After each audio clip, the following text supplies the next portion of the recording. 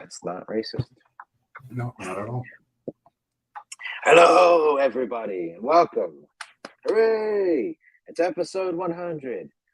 I'm your boy, freckled where it counts, if you know what I mean. Alongside me, Mr. P. Yang. Hey, Pedro. That's disturbing. It's true. It's true. Well, You ever seen a set of freckled nuts, bud? I'll take your word. Okay, I'll take your word. I don't need to see freckles. No. Even though I used to have a freckled girlfriend, yeah, that was fun. That was fun. Yeah, I hear that a lot. This is the truth too, and it's still. Yeah, it was. I mean, it just. As a ginger, people either love you or hate you, like you know, and it's funny. Recently I've been in a scenario where because I'm a ginger, somebody feels, you know, and it's just cool, I guess. But you don't really hear it with like black people, I guess. But it's like because I'm a ginger, people think they can pass on, and which they can. It's fine. I understand. But it's like I got recently somebody telling me how much they loved gingers, right? It's like, ooh, I love a ginger. And I'm like, hey, don't I hear that a lot? But the flip side of that is I've worked at bars before, right? I was a strip club DJ, a full-blown degenerate. But of course, in that environment, you're going to run into drunks, you're going to get into some, you know, some stuff back and forths, right? Yeah. And we were kicking this guy out, and he really went there. He's like, blah, blah, blah, blah, blah. You fucking ginger. And I was just like, thank you. I would have said thank you. No, I mean, it didn't bother me whatsoever. It was just funny. I was like, wow, you really, it's like, because my nickname, not only is it Gingy here, there at the club, it was Ginger, right? I mean, I've just gone by that for like, since that South Park episode, when that's like 15 years ago now, so. Yeah, wow. Talk about that thing. Like, those guys are coming up with the PEDRO'S. Is that out already? That newest episode, I don't think so yet. And where it's all Ginger Squad, I don't think so yet. I will be watching. I mean, I feel like they're taking the job out of the Simpsons. You know what I mean, on social commentary, because the Simpsons were always like, oh, they're predicting the future, you know. But now, like, South Park constantly have been like putting their finger on the pulse of stuff. And this PEDRO'S, that looks funny. Like, I'm not really a fan of South Park at all. Like, I don't know. Like, I guess you have to be 12 to really enjoy it. But I like the fact that it's touching the topic like that. I mean, it's actually, I think, there's a lot of really dumb silliness in that show. But I mean, there is a lot of, I think, wit. Obviously, it's a very witty show. I think it's a lot smarter than, say, Family Guy, right? And also, I think, I mean, I was never into The Simpsons, but I grew up on South Park, like, as a kid. Yeah, that's the thing. I grew up on The Simpsons. Right. Yeah, for me, The Simpsons I just never gave a shit, to be honest. Yeah, exactly. Because the thing is, like, when The Simpsons, when you were born, you're 33, right? No, I am 31. I believe, 31. 92. You look old, 92. man. You look old, my friend. Damn. I'm messing with you. No, you're 31. So when you were born, like, the Simpsons were like in season like 10 or something. Yeah. You know what I mean? So they were already an old show when you were, you know, like, old enough to even know what the Simpsons were. I was there in '87 when they came out for the first time. So like, I was part of the phenomenon. No. So maybe that's why. But when South Park came out, like, you were aware. It was like, okay, like, that was your phenomenon, you know. When South Park came out, I was already old. I'm like, okay, that's cute. Even though I like the movies. Because the South Park movie was fun, and Team America World Police is one of the funniest movies I've seen. I don't know. Maybe that's a little bit too hard to say. One of the funniest movies. It's the best puppet movie, right? Besides maybe the like funniest Muppets puppet or movie. something, right? Yeah. The funniest puppet movie I've ever seen, and the sex scene still cracks me up. Yeah, no, I mean, they're obviously well known for South Park, but I think people also forget they created the Book of Mormon, which, say what you want about what the hell is it called, Broadway. I hate musicals, so. Yeah, I mean, it's, you know, a little gory, but no, I mean, it's a funny show. I've not seen it, but I've listened to it. But I mean, no, the point I'm getting at is they're, I think, seriously comedic geniuses, And even though South Park gets a lot of credit, I still don't think them as individuals really get a lot of credit. You know what I mean? It's like they're fucking genius. But let's get our guest out here, buddy. Maybe he's got something. We've chatted for 5 damn minutes here. Again, happy 100th episode, everybody. First, we have a book coming out, Mr. Ang and I. We've got Waifus and KAIJUS, right? Volume 1. I've got a little something to share here. All right. Yes. A gentleman that goes by the Twitter name My RT Heart. My RT Heart. Yes. Yep. Look him up. He did this. So we've got this in fully colored. This is the high res version. I had him move the I hope that's correct. I had him fix the Korean flag. Yeah. But dude, this really came out. I won't say necessarily better than I expected, but I had only seen a little bit of his samples, and I don't think any of them had prepared me for this. Yeah, really good job. Oh yeah, I love the detailing, the rendering of it. It's like this dude. I mean, I don't know if he's a mech type guy necessarily, but the cool thing is the initial agreement was just for the figure, right? And he, on his own accord, did the mech as well. So, cool! How cool is that? Yeah, I'm flattered, man. Like this, longer legs than I would do. So I've noticed, but but I like the proportions though. I like the proportions. It's really cool. Yeah, I think it works because she's got high heels on, and you can sort of see chicks standing like that, and it kind of gives them a little more of a deery leg. But anyways, great guy, great artist. Hit him up. We'll be having some more coming from this gentleman. Yeah. Now we've got the man of the hour here. Oh yeah. He's a funky lizard. That's what I've been calling him. I gifted him that nickname. I don't know if he went by that beforehand, but he does now. This hour, the guest, the man, the myth, the lizard, Lorenzo Sleestak. Hey there. It's a pleasure to be here, and happy 100th. Woo! Thank you, sir. Let's go, man. 100 episodes. So I think it's all sort of blurring together. I think we're on year 2 because I think we get about like 50 episodes out each year because there's like a few times you miss one. You know what I mean? So it's not one episode every week for 2 years. So, but thanks for joining us on episode 100, man. How's your day been? Well, it's a pleasure to be here. I'm doing all right. I heard you guys talking about. I like that drawing with a Korean flag. I used to briefly. I took a Korean martial art called Kuk-sul Wan. I think might actually be kind of like based out of Texas now, because I think a guy immigrated to the United States who was the founder.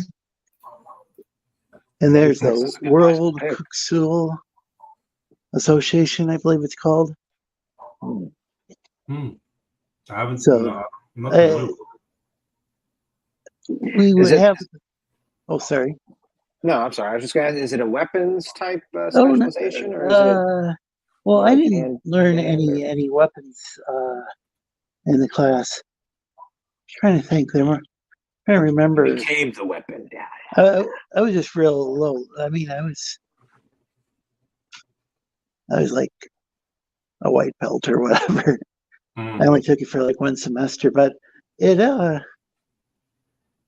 we one of the things in the classroom was we had an American flag and we had a Korean flag, and so it's cool seeing the Korean flag again. Haven't seen that in a couple. Well, I've seen the Korean flag, but I used to see it North Korean flag, on a regular basis. Yeah, it's not the North Korean flag. It's South Korea. I know. I'm just. You got to sneak in jokes when you can. Yeah. my ex-father-in-law made that mistake once What mistake? with real Making South jokes when he could? Koreans.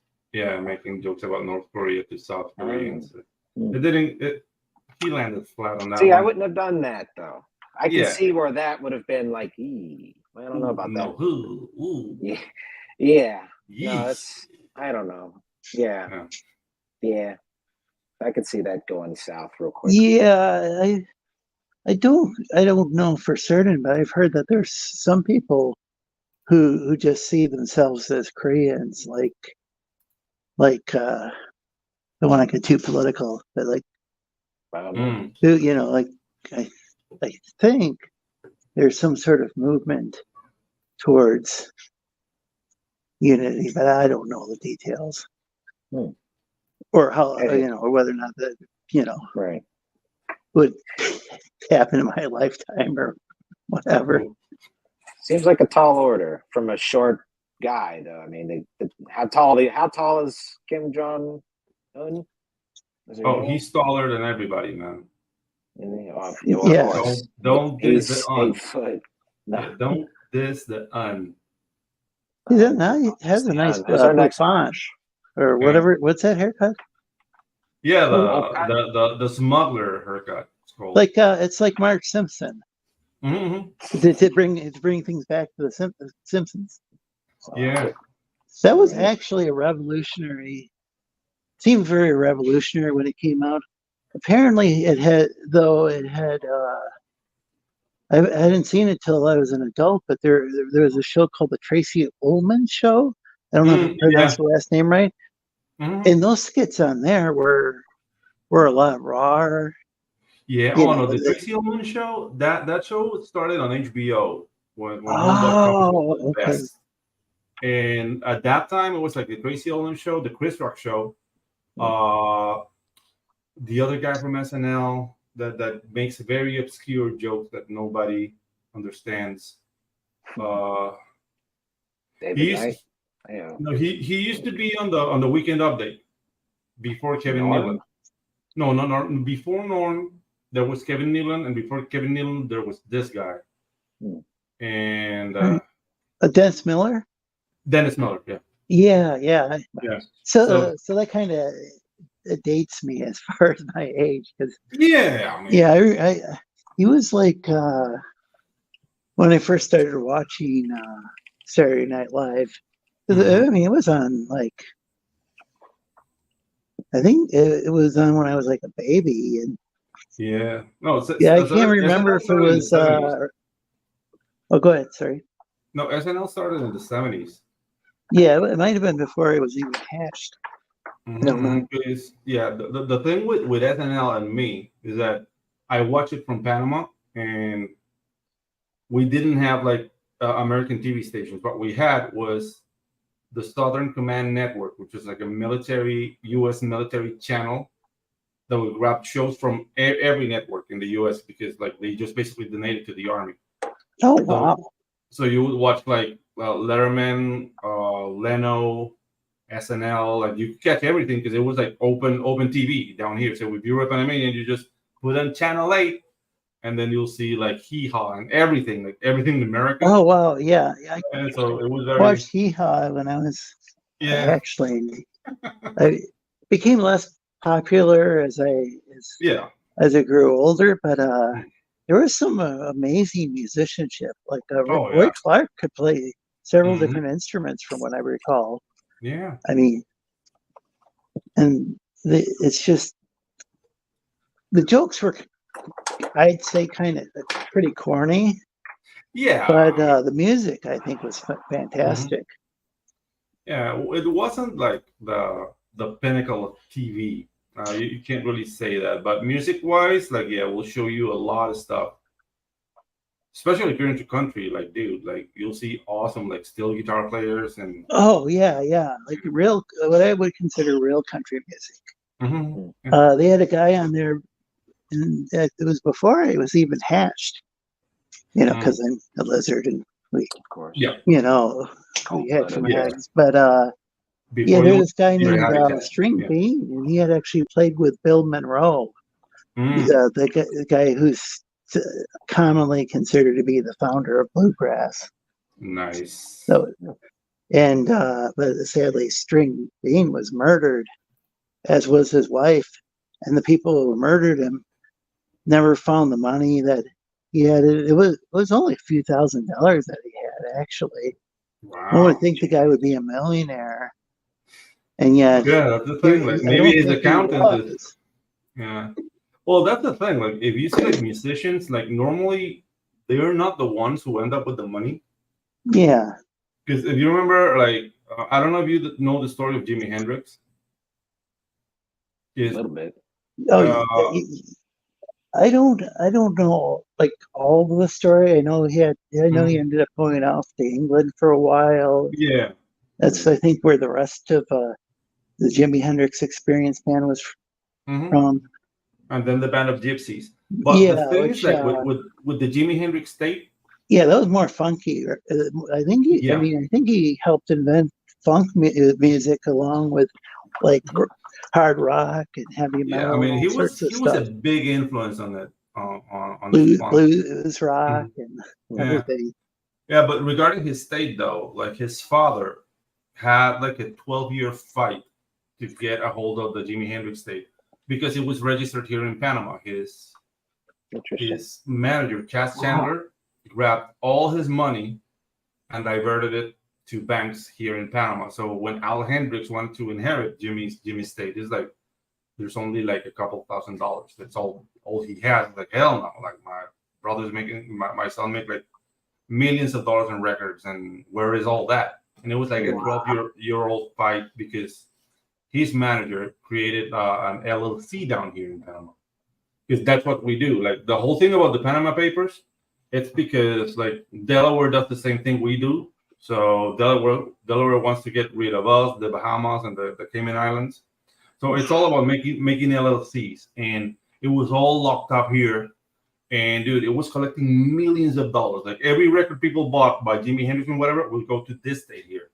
And Al Hendrix was not seeing a dime. And yeah, that's what happens to musicians, man. Like, yeah, you really have to check out who your manager is and know your paperwork because they can screw you over. So I'm not surprised that they only found like a couple $1,000s in that guy's house, like musicians. Yeah, he had I think he had it behind his fireplace or some spot that was like. So the people just like took off with like a chainsaw. I think it's like they took and some guns or something. It was like after murdering String Bean, as it was called, and his wife, Bean, who was a Sunday school teacher from what I.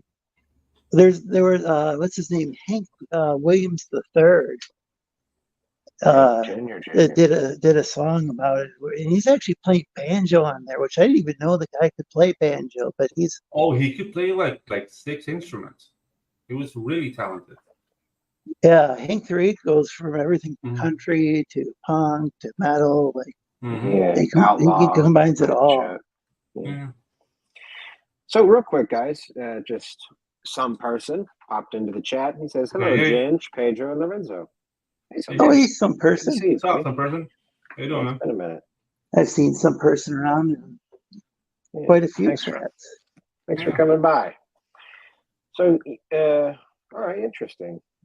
I mean to cut us off there, but okay. So, Lorenzo, buddy, tell us about you a little bit. Are you a creative? I know you've got a YouTube show, and we definitely want to talk about that. But do you do any writing? You do any arting? Tell us about yourself. Well, I started off with I was a radio DJ. I was a public access TV producer. Oh, nice. I directed and filmed my own shows. They were kind of like somewhat like documentary or like reality, based kind of like short. They're maybe like an hour and a half or whatever films that I would make periodically. I mean, it'd take me months to film, and that. Well, filming didn't take as long, but the editing. Yeah. And I'd film different it was basically some musicians I was, that I'm friends with. Oh, and before that, I was a DJ. Mm-hmm. So, at a college public radio station. So, started had uploaded some of the stuff to YouTube before, but then that channel, something happened. The channel got deleted. I think it was a time when YouTube was deleting a lot of content. Like wasn't like I got struck or anything, but when I remember first using YouTube, watching things on YouTube, one could only upload like 10-minute segments at a time, from what I recall. So YouTube's been around so long, got purchased by Google, so I'm not quite sure what happened at that time. They started introducing Vivo shortly after the purchase. I remember YouTube. I was watching YouTube before, like right before, is when I got just found out about it. I remember the purchase, and that because like Yahoo, I don't know if you guys remember the Yahoo music player. It had this type of thing that was like, I don't really know what the hell the point of it was. I don't really understand what the hell the point of the Vivo thing was, but it's like just this little tag where it was like an ad for something. I don't know what, but it just always sticks in my head. It's still around, actually. Yeah, I think those might be official videos, because it used to be that people would just maybe take a video they had. People still do that, and kind of like a bootleg copy and upload it, and it probably violate a bunch of copyright laws. But then there were also people who used to lip sync to music and make their own videos, and there's a lot less of that now. I think once Google bought it, and then the things that my brother still does, like play along songs with his bass, and somehow he's not getting struck over that. So I'm seeing a lot of that, and maybe because it's for educational purposes. No, but I think it's because you're making it transformative, since you're playing along. It's not really the original audio, so maybe that. But I don't know, man. It's a gray area, and I don't like it. Yeah, because there's a lot of people who do things that I would think would be legally considered part of the fair use doctrine, and they get struck anyway. Then they have to appeal to YouTube. It's a big mess. Higher power.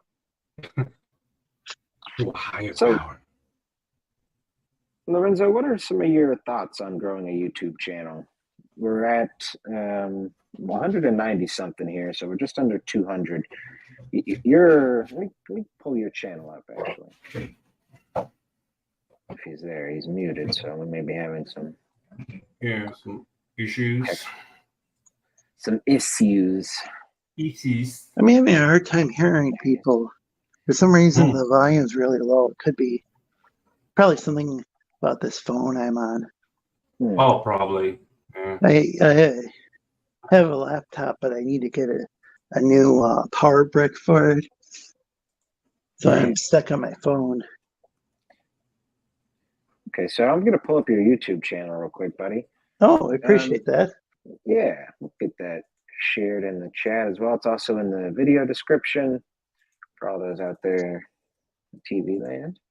But could you drop us a dime on how to grow a YouTube channel and how you that's a good question. Mine seems to be frozen at around, was it like something like 630, which I'm not complaining about, but then it just, or maybe it's like 636, but it's like stayed that way. I think like give or take one, or like maybe a couple, I gain a couple or lose a couple, and I'm not sure what's going on there.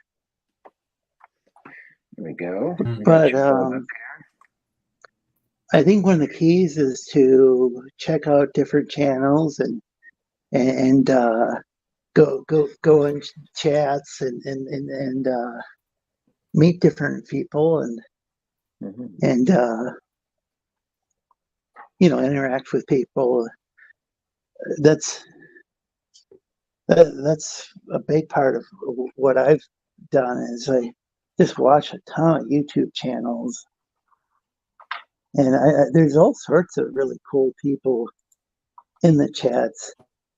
I don't just watch like comic channels. I watch a lot of gaming channels as well. Mm. But those are probably the types of channels I interact in the chat in the most. Okay, I can dig it. Basically, be active, hang out. Yeah, I dig it. There's a guy named James Koepp who promotes people's channels, and it's quite interesting because one can go in his chat and recognize, oh, here's a bunch of people from who have comic channels that I watch, and they're in his chat. He gives different people shout outs. Then there's a lot of people from around the world with all sorts of different kinds of channels, and I don't know. I think some people don't you can't do like a sub for sub kind of thing on YouTube. That's YouTube. YouTube does not like that. I've heard that. But you can go and give people shout outs. And if people want to go and follow somebody's channel, they can follow that person. If they don't want to, they don't have to. And I encourage people to promote their channels in my chat. I give pretty much everybody gets a wrench. Now, not every channel does that, and there's good reasons not to. And I have been burned before by giving somebody a wrench. I probably shouldn't have had one. Definitely shouldn't have had one. They start sharing big titty pornos and all kinds of mess. Well, Pedro knows what I'm talking about. That can definitely happen. But the issues I've had are more with like one guy wanted to promote some video that was harassing another content creator, and yeah, I mean, it's one thing if somebody has like a reaction video. It's another thing if somebody was like trying to online date someone and it didn't work out, and they're trying to get revenge.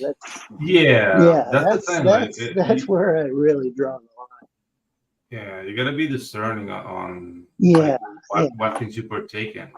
It can be like involved in drama. Yeah, I do a lot of listening, but I you'll pretty much not find me commenting. I don't know if that makes me a poo nanny or not. I just, when I came into Twitter, well, when I so originally I was kind of reluctant to get into the social media aspect. I was just watching YouTube and commenting in the chats, but I purposefully said, I'm not going to make a Twitter. I'm not going to join Discord, this and that. Oh, I didn't join Discord for the longest time. Right. And then I was watching like Comicsgate related channels in 2017. I don't care what label somebody puts on themselves. I mean, it was just something I was watching, but I didn't create my Twitter account until 2018 because I resisted Twitter for years. Yeah. But the point I'm getting at is basically after getting roped in, I was like, okay, I'll join the social media aspect of it, but I'm just not going to really. And I'm not sure how I'll actually, because I've had like some disagreements with people, but I've never had like any outright attacks. So I'd like to think sort of my current philosophy is just to smile and just be polite about it. I want to try the like ultimate customer service method, but that's more in part because I just don't want to argue with random people online. So that was like my one go-to when I said, okay, I'll join the social media, but I'm just not going to engage in it. Now, I haven't really had the attack, so I can't say for sure. It's like, I got a smart ass mouth. I might say something stupid, but I like to think I won't. Pedro, what do you think? I don't know, man. Like, I normally avoid everything because I happen to have a mouth, but I don't exercise it online. You know what I mean? Yeah. Yeah. So, whoa. I lost. I thought you might have been having some. See what happens when I open my mouth, Ginge? You ran him off, you son of a bitch. But you made me, though. I know, I put you on the spot. That was left, but I figured he was having some issues because there was a lot of quiet air. I was like, boy, I'm really digging a hole, or oh, here he is. Yeah. Hey, there he is. Welcome back.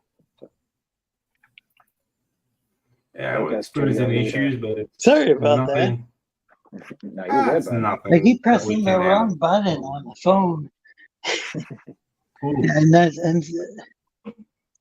I've been using the StreamYard app on the phone for a few weeks now. I'm still not used to it.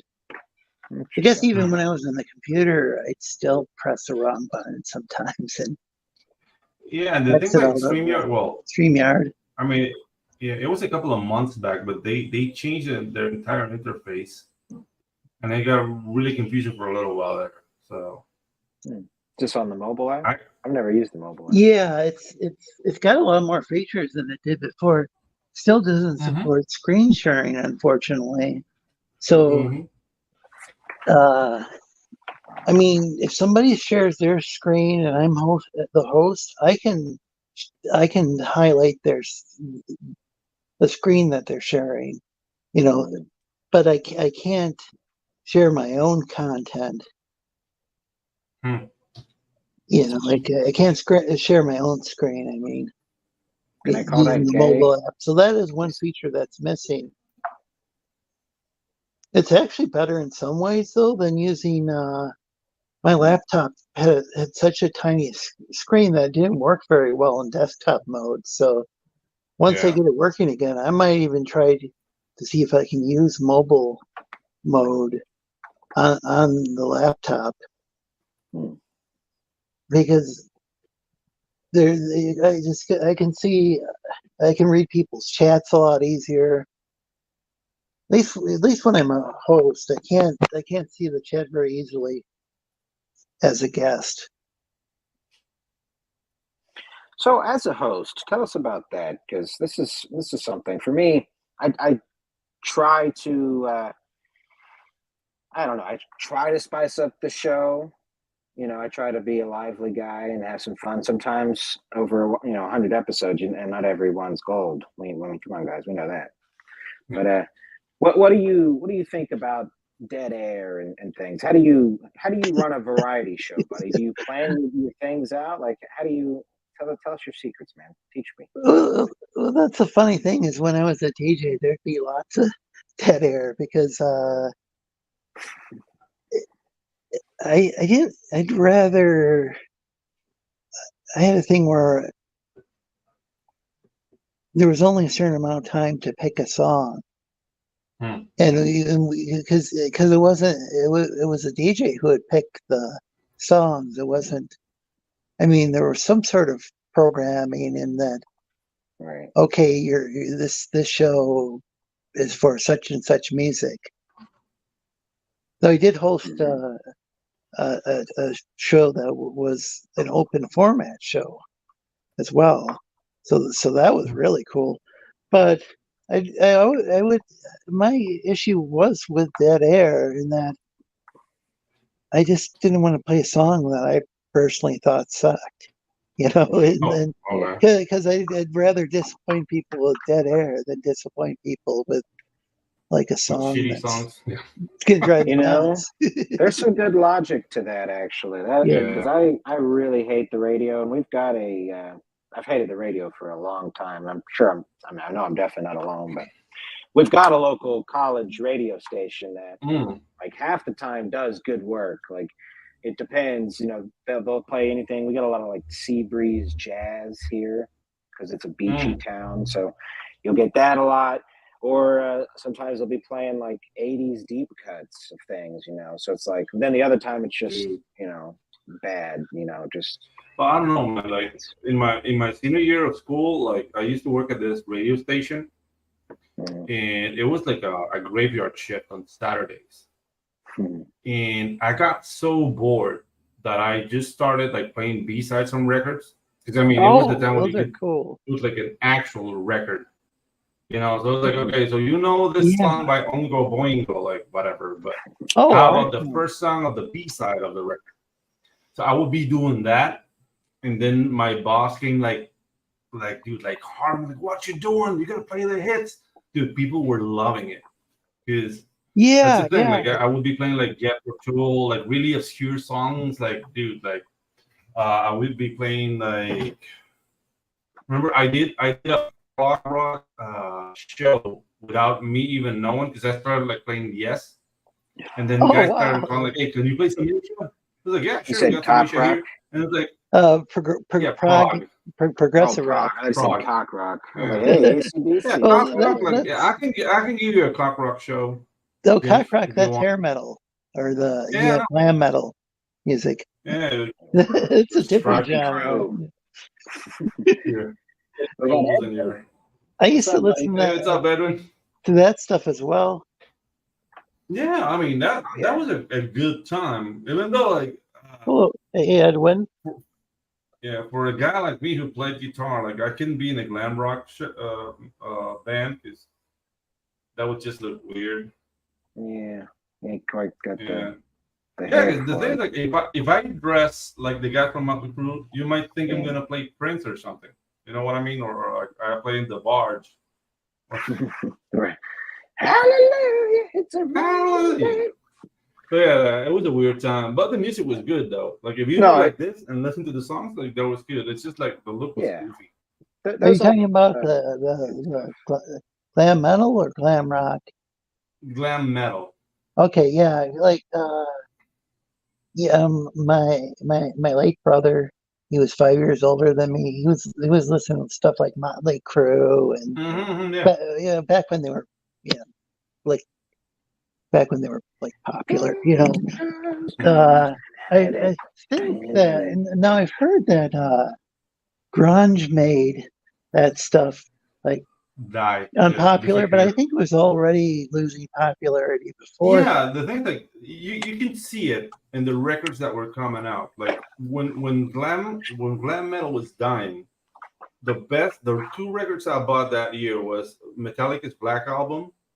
Nice. Living Colors Vivid. Nice. And at that MTV Music Awards, when that meant anything, the bands that played were Def Leppard, and people were just spitting on them, like get off the stage. Like they would be getting booed in an award show. Oh, because of Metallica. Yeah, then was Metallica, and then Nirvana played, and that okay, so it was around that. So it wasn't the same time as grunge, but I'd forgotten that Metallica. Yeah. So that was the thing, is it wasn't just grunge, but there were other metal bands. Like, was Metallica thrash, or what were they considered? What kind of metal? They're the big four. They're the big four of thrash metal.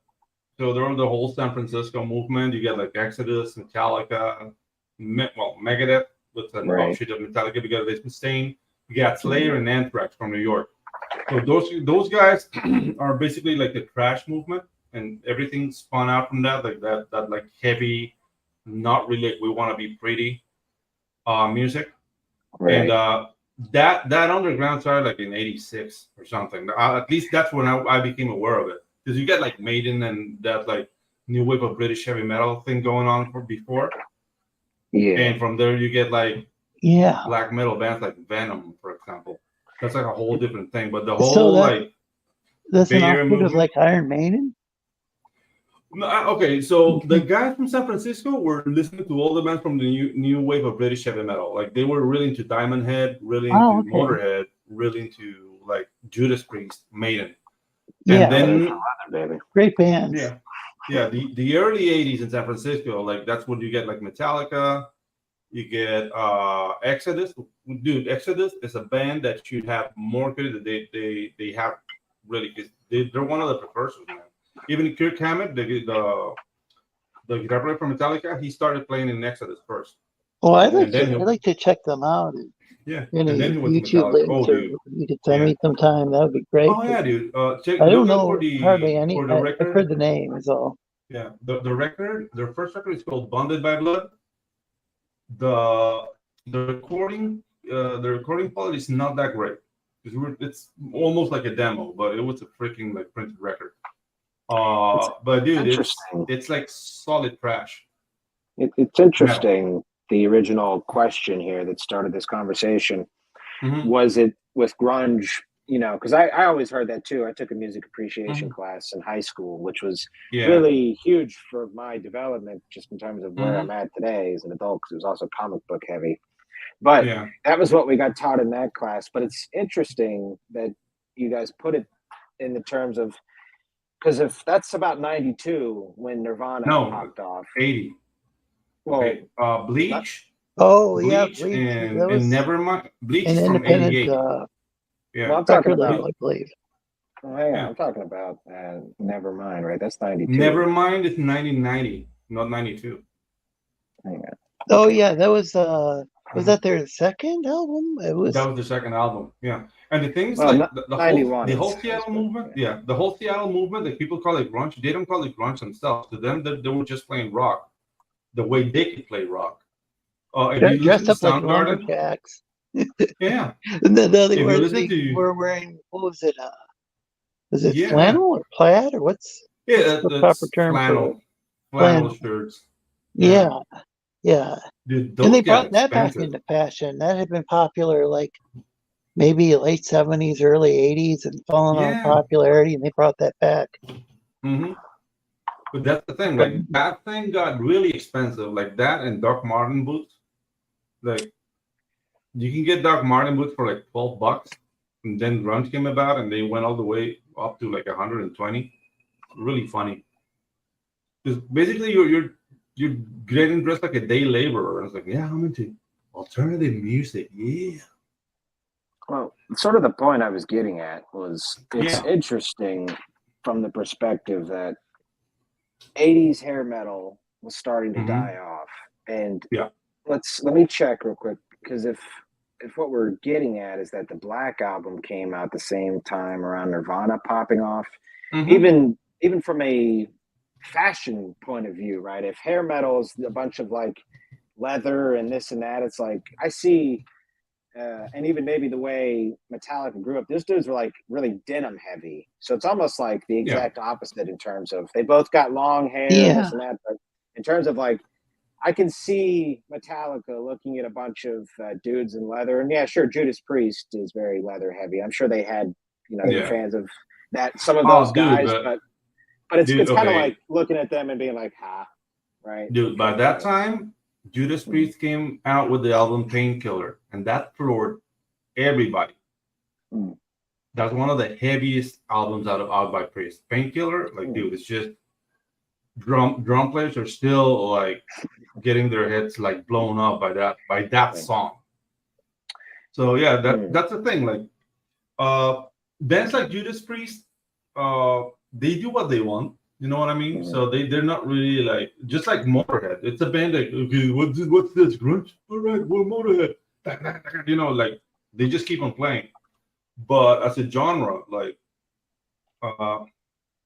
thrash metal, like didn't take a dive, but it got mixed, and then came up with that thing called new metal, which I didn't really enjoy that much. That movement, the parachute pants and mixing metal with rap. I mean, I wasn't really my thing. I mean, I'm gonna, I get it. I love new metal, but I'm a '90s kid, sort of. And that's the thing. Like, I get people I've seen who love Korn it. live. Mm-hmm. I've seen. I get why people love it, but the thing is, like, I just can't get into it because I come from another school of metal. I love Korn. I think they're the best. I mean, they're less heavy on the rap. There's like, but I think Korn is just a really fantastically inventive sounding band in terms of their style and the way each their bassist is just, and even their drummer too. I mean, everybody is very. To me, okay, this is gonna be controversial, and that's why I don't talk, Ginge. Oh, but to me, Korn is trying to be Faith No More. Yeah, I mean that's was sort of the argument, right? And also, I think Red Hot Chili Peppers had a grudge match against Faith No More too. I mean, it's a little. Yeah, but the thing is that the sheer talent in Faith No More, like, it's just like shuts everybody out. Okay, so Anthony Kiedis is always sharp on all his singing. He just can't hold a tune. Flea is a great bass player, but Chad Smith is a mediocre drummer. And I don't know, like, John Frusciante is a very creative guitar player, so they do have the elements. But to me, the Peppers are kind of like a shallow band. Like, if you really want to go into what the funk of the '90s was, I would say Fishbone more so than Chili Peppers would be a band to look at. I like the stuff. I like the stuff when what was his name? Was it Hillel? Slovak. Yeah, and sadly he passed away. But when he was a guitarist, I love those old songs. First Red Hot Chili Pepper stuff I heard, and I still think it's some of the best stuff was a little later on when they did the Blood Sugar Sex Magic album. And then later on they just kind of, I don't know, they don't. I think they just kept changing guitarists, and their lineup changed so much that they don't really sound like Chili Peppers anymore. Yeah, when Navarro came to the Chili Peppers, it was another band. Like Dave Navarro, like the guitar player for Jane's Addiction. Yeah. But he loves Slovak. Like my favorite. Addiction. I don't know much about them, but I love what I've heard.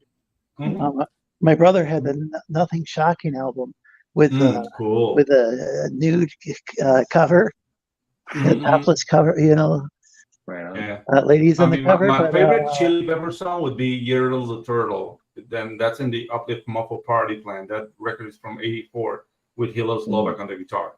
Just mellow. I like that album too. Yeah. Interesting. Yeah, I think they were really good. I personally liked. I like everything I've heard, like up to and including Blood Sugar Sex Magic. Not every track on the album, but some of them really has some real funky stuff. Like Psycho Sexy, I love that bass line. And then after that, it's just became a little bit soulless. I didn't like it after that. Yeah, because if you listen to Mother's Milk with the same lineup as in Blood Sugar Magic, that album has a lot more soul. Great album. Freaky Styley, I like that as well. Yeah, Freaky Styley is awesome. Yeah. What was their album that was produced by? Was it like Bootsy Collins or George Clinton from that would be the Uplift Muffle Party Plan. That was produced by George Clinton. Yeah, they I thought maybe it was Freaky Style, but but they were all those albums or all those early albums I really enjoy, but for some reason I don't think that adding the guy from who was it from Jane's Addiction? It just I don't think it really fit. What I consider the Chili Peppers. Yeah. It just didn't seem as funky. Yeah. Even though the Jane's Addiction, I think, was a fantastic band in its own right. Yeah, it's a lot different though. But the Jane's Addiction was a very weird sounding band, you know what I mean? And that's like that. You were more like Ritual de lo Habitual. That record. More like alternative rock or underground or indie. I don't know exactly how to classify them. They were they were very original but totally unlike the Chili Peppers. Yeah, dude. So we're checking out. I've got the Painkiller Live video here, which I think we're allowed to add. Just put the drum intro to that song. Yeah, let's back up because he was ripping. Yeah, will that get the channel struck or anything? Yeah, No, I mean, not after 15 seconds. Yeah. Well, it's intense. Let's fucking go. Holy cow! Yeah, dude. I grew up playing drums, so this. That's the thing. Like, okay, you can stop it now, James, or we're gonna get struck. But that's the thing, man. Like this album came out in '91, but this time people are listening to two things: "Cabins from Hell" by Pantera, Let's go. or they're listening to grunge. And when people say, "Hey, Judas Priest just dropped a new album," it's like, "Oh, Judas Priest, oh." And then, oh my God, dude! Everybody had just blew clean off. The same thing happened with Megadeth, and that in 1990, Megadeth came out with Anger 8, Rust in Peace, and that album, song by song, is just like great bangers, one after the other. Every song is great on that album. Dude, it was a great year in music, a great decade in music, actually. What I think is interesting is like glam metal stuff. They were kind of experimenting with their guys, but they were wearing makeup and stuff. And then you had like Rob Halford, and and I wouldn't consider that at all glam metal. No. But like he was like wearing this gay leather and dressed like a leather daddy. Well, yeah, but that's the thing. Like, gay, but nobody realized it at the time, or at least, well, maybe some people figured it out. But during that time, I guess people just didn't put two and two together. Yeah, that time I was like, wow, this is like metal. Like, no, dude, this is gay. But I mean, it really doesn't. It doesn't matter. It doesn't really matter. Either way, it really doesn't. I don't think it had anything to do with like the lyrics or content or the music or anything. No, not at all. I mean, but things like Rob Halford is openly gay. Yeah, and he grabbed that paraphernalia from that S&M thing, and he had all metalheads, like full-blown macho guys who have nothing to do with that world, dressing like S&M guys. Yeah, leather daddies. Yeah. It's interesting. It's an interesting combination. Yeah. Muscles and leather, that actually might fit in better with metal than the whole thing that the hair metal guys were doing, because it's very Clive Barker. Yeah, but to be completely honest, like the Koepp hat, that was always suspicious to me, even back then. I was like, I don't know the about leather that. Golf hat. Yeah, the Koepp hat. What kind of a leather Koepp hat going on, right? He had a leather top hat. Yeah, a top hat. Okay. No, Koepp. Like a cop. The cop hat. Yes. Oh, cop hat. Okay. Very sus. Yeah. It sounds kind of like the Village People, but I mean, musically, it's still one of the best metal bands of all time. Mm-hmm. Very nice. Yeah, Megadeth was one I never really got into. I just don't like. Yeah, I don't like Dave Mustaine's. No, and also it's like, I don't know. It just never really Symphony of Destruction. That's obviously. I mean, that's the only one I really know right off the top. It's the only one I like. I've tried random stuff. So, Symphony of Destruction. It's a record that comes after Rust in Peace, and it's a great record. That's called Countdown to Extinction. Oh, the best song for me should have to be Polaris. Polaris would be my favorite. Yeah. Let's see a live version, just real quick. Pretty sure we're allowed to, because it's play a couple of seconds of it. Yeah, let's just. It has another great drum intro. Wait, Neil Star. Neil Star Productions is in the chat. Hey, Neil. Hey, what's up, Neil? Okay, here we go with the drum off here. Another great person. I see in a lot of chats. Absolutely. Neo's my boy. I mean, this is off to a great start.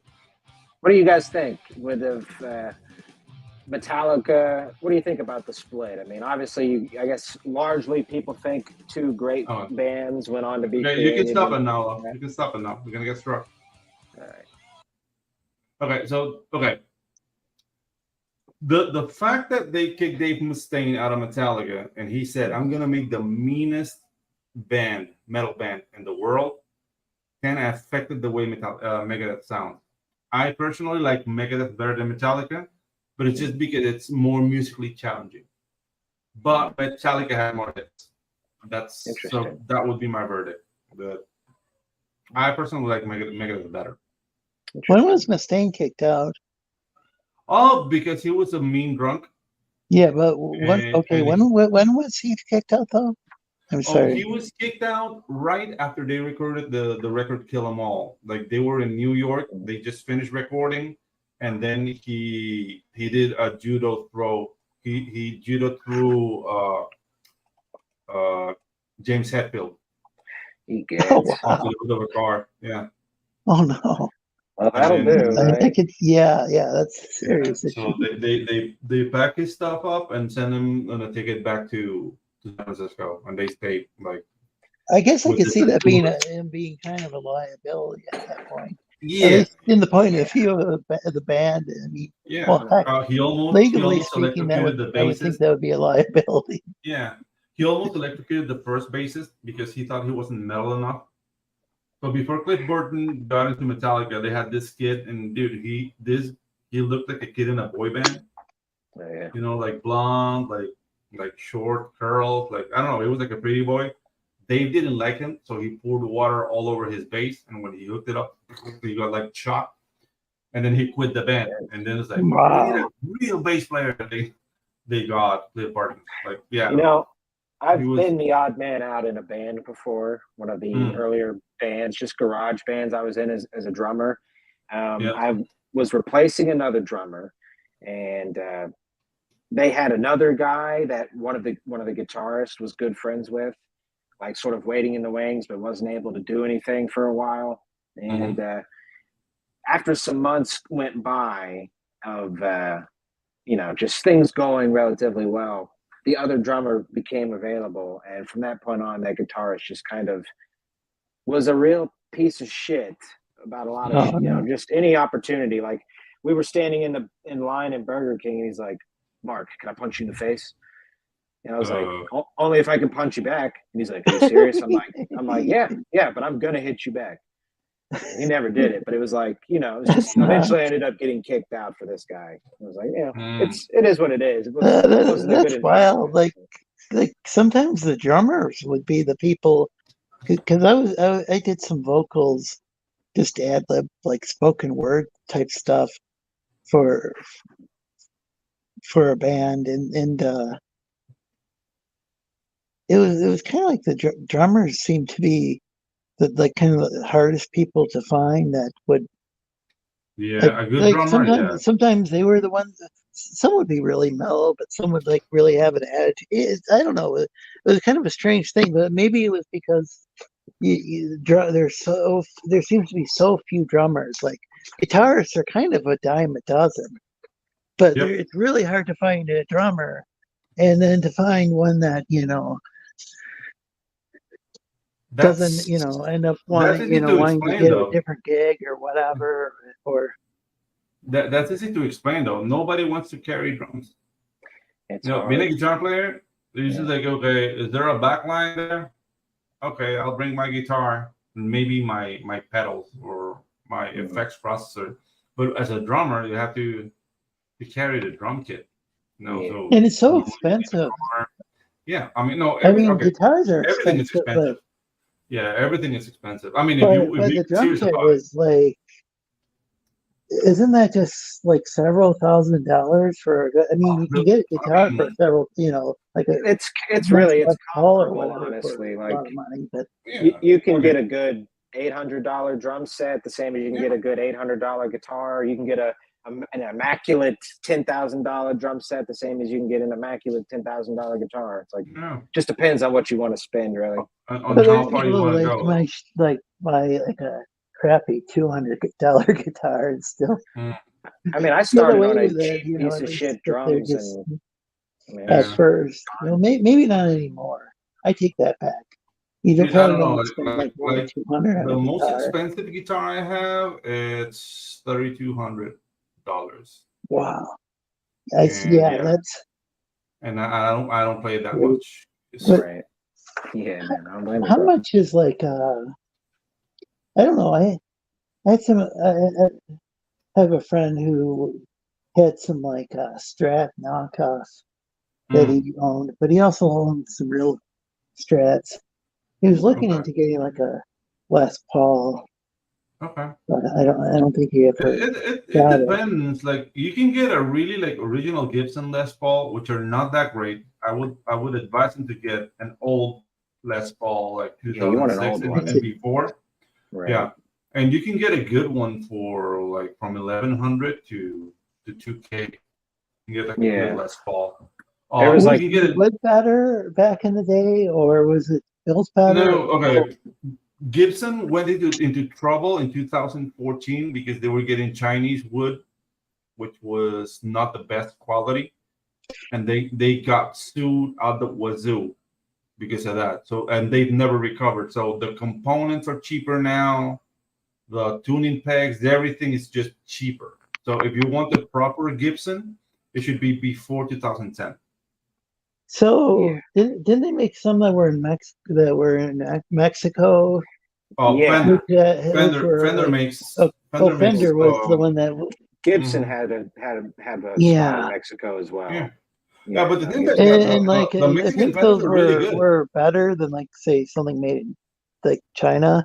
As far as the Mexican Fenders, like I used to own a Telecaster. I sold it because I wanted to get something else. But that Mexican Telecaster was awesome, man. Had a really because a friend of mine had a Mexican Strat. Mm-hmm. I mean, Mexican Strats are no joke. They're really good, properly built instruments. As long as you've got good craftsmen that care and you've got good material, I mean, it's really like there's a lot of people making their own guitars. I was looking into it for fun. You can buy guitar kits and all that stuff. I mean, it's nothing to sort of blink at. It's an expensive endeavor just to make a guitar because you need the actual wood, and then if you're going to buy the kit or if you need tools and. Dude, my brother built his own bases. Yeah. My brother built his own bases. He built me a guitar, but he has it. It's a Flying B called the 1974, which is funny because it's mine, but he has it. I need to pick it up. Remedy that, my friend. Yeah, but dude, it's a proper Flying B, really well done. Man, and he did it, and not like he bought the components. Like he basically sat down, and basically like sanded the wood and cut it up properly and did all the measurements. It's a bit wonky on some frets though. So there's some adjustments that need to be done. But dude, he built it. So that's what I really love is the handmade instruments that people build themselves. I saw some can't remember, like some young guy somewhere in West Africa playing a handmade guitar that like YouTube algorithm sends me all sorts of music videos. And so nice. I'd have to dig way back in my history to find it. But it's pretty amazing just like this. I mean, Brian May from Queen built his guitar with his father. The guitar he uses that has like that like particular tone is because he built it with his father. That he uses an AC30 amplifier, which also like has a very distinct sound. But yeah, dude, it's just a whole different ballgame. It's like, hey, I built this guitar. Yeah, it's all about achieving a sound, right? And each guitar is going to vary from sound to sound, especially once you start building it yourself. I mean, you can experiment. I mean, there's a lot of really interesting luthiers, right? Guitar makers. But we are at an hour, boys. So let's wow, dude! Like, check out the guy who can't remember if his name's Justin something, but he built a guitar out of a shovel. I think something like that. Yeah, Cool. yeah. Swamp. It's a swamp something. Swamp box guitars. He does it out of like cigar boxes and shovels, like 3/4 string. Yeah. Yeah, Awesome. they're So really unique sounding. yeah, Dude, that's we're the already channel an I'm hour, talking man. about. But yeah, this is basically kind of like how my show goes. You know, you guys if people want to know what my variety show is like, it's kind of like the conversation right here. Often we'll have somebody drawing in the background, or maybe playing a video game or Speaking something, of, but not always. we do have Or a guy was showing off his telescope that he's got connected to his laptop nice. Mm. on last week's show. So it's kind We of got funny. You were Neostar. asking me about dead air, and we turned into a music discussion because Hey, that's dude, actually my the background. conversation, the more conversation so went than there. comics. Yeah, the conversation went there, and we took it, dude. Yeah, It was yeah. awesome. I mean, Thanks for having me on. absolutely, and it's funny. Music is. I mean, it's a. Yeah. No, I mean, we'll go ahead and end the show, but yeah, music's a huge part of. I know Pedro's life, my life too, lots of people's lives. So I mean, yeah. Okay, Yeah, guys. and So it's hard to discuss on YouTube because of the copyright. gangsterism. Yeah, I mean, we can still talk about it, and we can recommend people. So remember, guys, all the records that came out in 1990, Metallica's Black Album, Megadeth, Rust in Peace. We're talking about Nirvana, Soundgarden, all the grunge movement. And actually, you know, there was a glam band that came up with a very metal record that I would love for you guys to listen to and tell me what you think. Skid Row's Slave to the Grind. That record might surprise you because it's not a glam record. It's like straight out metal, but with Sebastian Bach squealing like a lady. Wait, did you say this was Skid Row or Skid Row? Yeah. Yeah, Slave to the Grind. I've heard of them. Yeah, 23 they're in not life. What's it? super 18 in life. 18 in life. 18 in life. So that's the prior record, which is like straight out glam. Slave to the Grind? Dude, no, it's Monkey Business, not Monkey Grinder. Monkey Hey, Business. Davey. Great song. What's up, brother? What's up, Davey? Monkey Business. Okay, monkey. Yeah, I like some monkey business, though. Generally speaking, Yeah. I'm all for monkey business. Actually, you know what? I'm going to listen to that song right now. All right. Let's find a real quick. I mean, what do you guys want to end the show, or do we want to find a quick live version? Well, that'd be cool to find that. Neil Starr said it was nice seeing me, and glad to see you too, Neil Starr and Pumstack. I hope I pronounced that right. Yeah, Pumstack. Okay, and I see earlier in the conversation it said Madness Comic Network. So it sounds like Pops might have stopped in. He's usually in the back, but they just did 5 hours. That's cool to see him. He promotes a lot of talented artists. Absolutely. Pops is in the business. Like Eric and Boyd and Doc Blaylock. And... Okay. All right. So we will let Sebastian Bach here take us out. Let's check out a little bit of this live version. He's probably gonna be rambling. Oh yeah, and check out my show Thursday nights, 8 p.m. Eastern, 5 Pacific. Absolutely, definitely be sure. We've got your links for both your Twitter and your YouTube are in the description. Oh, I appreciate that. Thank you so much. Absolutely, my friend. There's been a lot of shirtless man here. I'm trying to. Here we go. Hold on. It's about to kick in.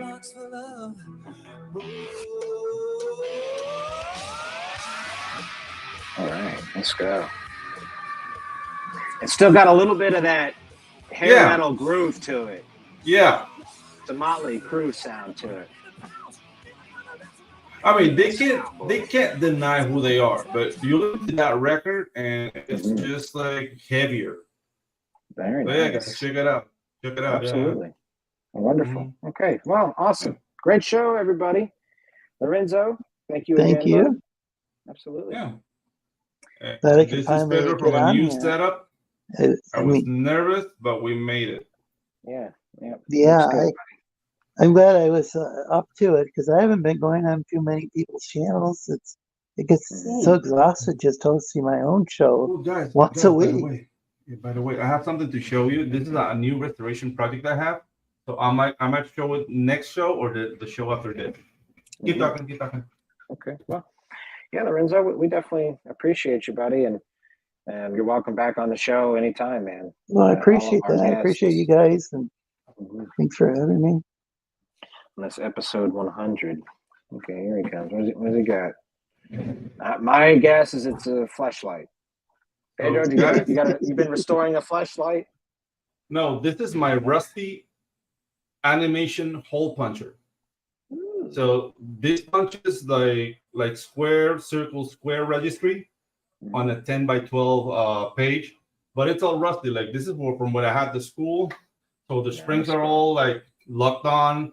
It's all rusty, so I have to like sand it and whatnot. So I'm gonna restore it, and then I'm gonna punch some papers, or maybe I can start doing classical animation for real pretty soon. So yeah, that is awesome. This cool. is a relic. Yeah, that's a true variety show type thing too. It's like in a kind of in a DIY project. Yeah, you know, I love that type of stuff. Yeah, dude, like this little thing, I paid $700 for it. God, way back in the day. Absolutely.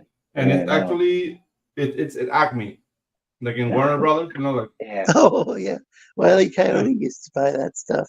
Yeah, the thing is like, the Acme thing in the Wile E. Coyote is because Acme was a company that did animation equipment.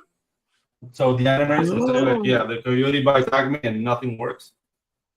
So it was like an inside joke within the thing. So I have my Acme hole puncher. So I'm gonna restore that and I'm gonna show it to you guys when it's ready. So I'm excited about that. I can't wait to get some of that Acme bird seed we've heard so much about. Give me some of that. Okay, everybody, this is it. The show's over. Let's get out of here. I see a couple people in the chat. I see it's Neil Star.